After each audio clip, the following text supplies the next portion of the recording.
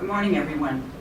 Well, having heard the very thorough and comprehensive discussion by Ambassador Holloman of the 24 digital trade principles and how they address the issue of how do we sustain an open internet, promote innovation, promote the facilitation of things like cloud services, big data. This panel is going to focus on the TPP digital trade rules and whether they should set the bar for international rules in the international digital trade space. What are the pros, what are the cons, and what are the prospects for achieving broader agreement on it, whether it be in TISA, TTIP, or even eventually the WTO. Our first speaker this morning is Alan Davidson, and he's going to help us frame the discussion. Alan is the first director of digital economy at the U.S. Department of Commerce and a senior advisor to the Secretary of Commerce. Prior to joining the department, Alan was director of the Open Technology Institute at the New America Foundation. He was also a research affiliate at MIT, and where he was co-founder of the new MIT Information Policy Project and a fellow at the Sloan School Center for Digital Business. Until 2012, Alan was the director of public policy for Google in the Americas, and he in fact opened Google's Washington office in 2005 and led the company's public policy and government relations efforts in North and South America. So thank you, Alan, for being here today, and we look forward to your remarks. Well, thank you. Thank you for that introduction, and good morning. Thank you for having me. I would say a big thank you to Ken and to WITA for its leadership on these issues for quite a while, and this series, which has been very well received and very important, and we're delighted to be part of it. And I just say I really appreciate the opportunity to offer at least a quick kickoff sort of overview of our theory of the case at Commerce in terms of our work on the digital economy and how this fits in. So from a big picture point of view, I am the first director of digital economy, and part of that is a reflection of the department's recognition that we're in the middle of a revolution that's powered by technology, and where digital technology particularly is having a huge impact and providing tremendous opportunities and challenges for a huge range of businesses in America. We see this as a great success story right now for American business. The internet economy is over 5% of GDP in the U.S. The broader digitization of the economy is expected to add, by some measures, the productivity gains are expected to increase GDP by up to $2 trillion from recent McKinsey study by 2025. And the U.S. is the world's largest exporter of digitally delivered services and products. So we do see this as a success story so far, but we believe that that's success that we can't take for granted.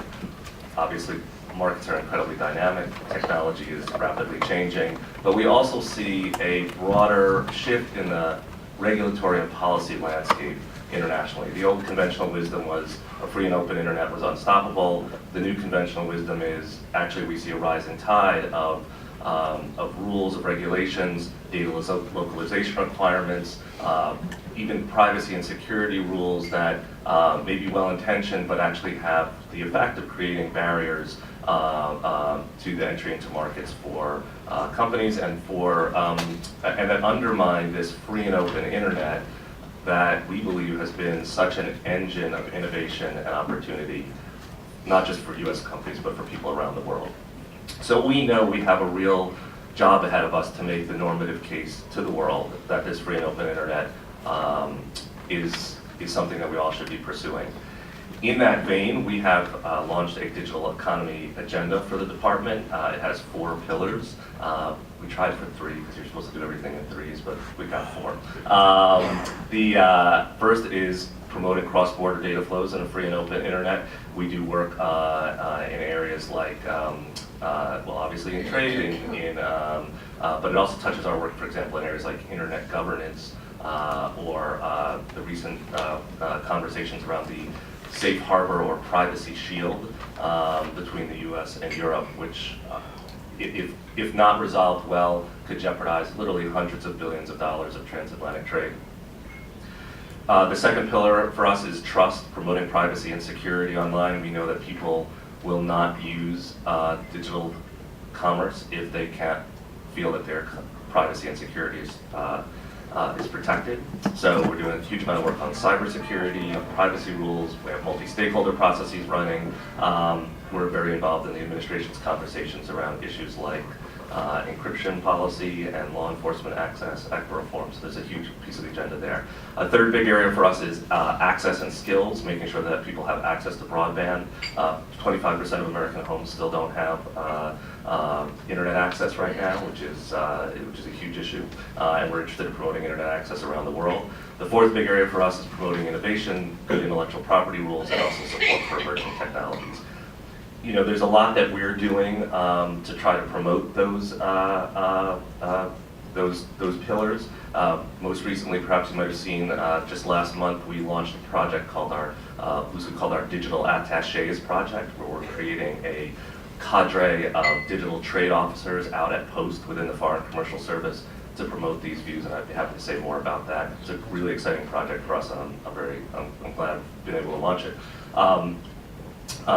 But we know that within this broad context that it is trade agreements that ultimately are the one of the key, perhaps the most important tool that we have to promote this broader agenda. And you heard Ambassador Holliman speak eloquently about the things that we're trying to promote. But I did want to say all this because I think we look at this as a long-term, big picture debate about what kind of digital economy we are going to have. And trade agreements are an essential tool in promoting this vision that we think is so important.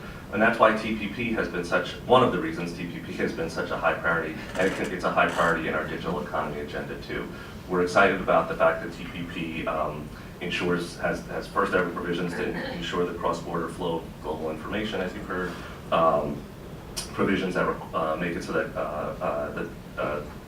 that we commitments to not require companies to build data centers onshore, so because we continue to be very concerned about data localization, strong protections for intellectual property, and obligations for parties to continuously seek to achieve balance in copyright systems, and many other provisions which we'll, I'm sure, talk about in support of advancing digital trade. So I say all that and I appreciate the opportunity because we do really look at this in context, not in isolation. And we see TPP as a starting point in a very large-scale effort to promote this free and open internet that supports innovation without permission, that promotes access to content and knowledge for people all around the world.